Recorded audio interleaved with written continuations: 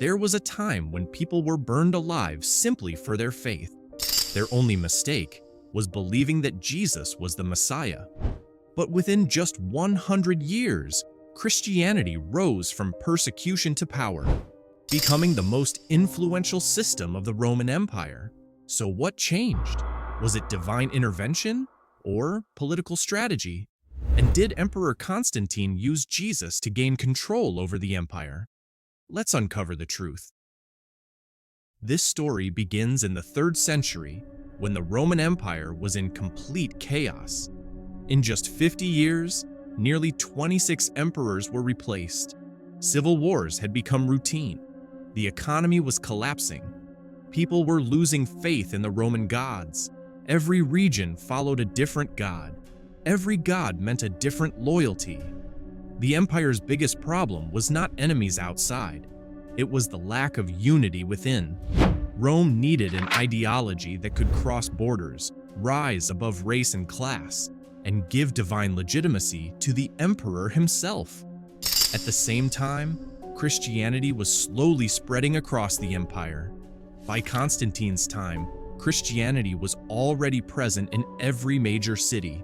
It was followed by both the rich and the poor. It promoted a strong moral code, obedience, order, and sacrifice. And it believed in one God and one absolute truth. For many people, this is why Christianity began to feel different and powerful. That's when an idea began to take shape in Constantine's mind. One God, one empire, one emperor. This was no coincidence. Then came the year 312 AD, the Battle of the Milvian Bridge. A story emerged claiming that Constantine saw a cross in the sky with a message.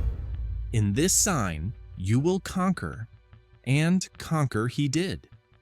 After this victory, Constantine became the sole ruler of the Western Roman Empire. The story of the cross vision spread across the empire, and for the first time, Christianity received state support. Many historians call this a political masterstroke, because if Constantine won, the credit went to a divine sign, and if he had lost, the story would never have existed. The vision may have been real, but its use was completely political.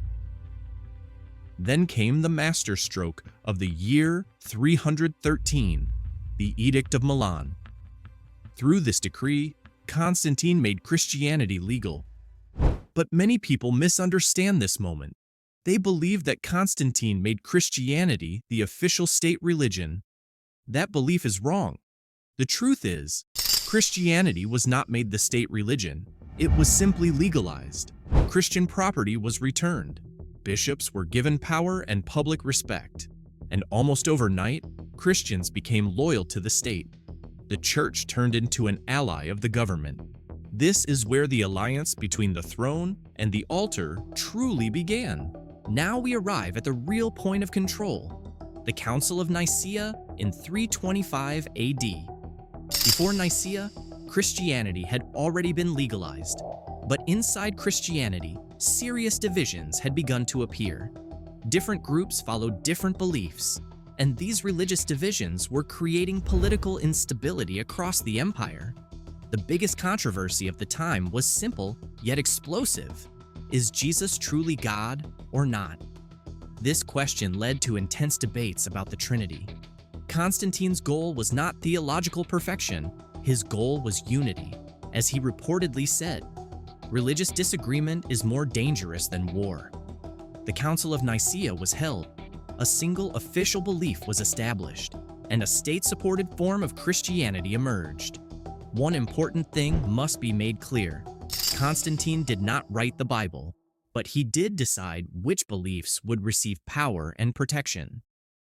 So the question remains, was Constantine truly a Christian? According to historical records, the answer is yes. He used Christian symbols, he built churches, he protected bishops. But there is another side to the story. He continued to issue coins honoring the pagan sun god. He delayed baptism until the very end of his life. And in his decisions, politics always came before faith. In the end, Constantine was an emperor first and a believer later. So did Constantine use Jesus as bait to control the empire? Not exactly. He did not invent Jesus, and he did not destroy Christianity. What he did was more complex. He took the message of Jesus and fitted it into a political system to unite the empire. In reality, Rome did something remarkable. It turned a radical faith into a structured institution. It transformed a spiritual revolution into an imperial system. Now I'd love to hear your thoughts. What's your opinion on Constantine and Christianity? Let me know in the comments. And if you're new here, make sure to like the video, share it, and subscribe to the channel. Thank you for watching. May God bless you all.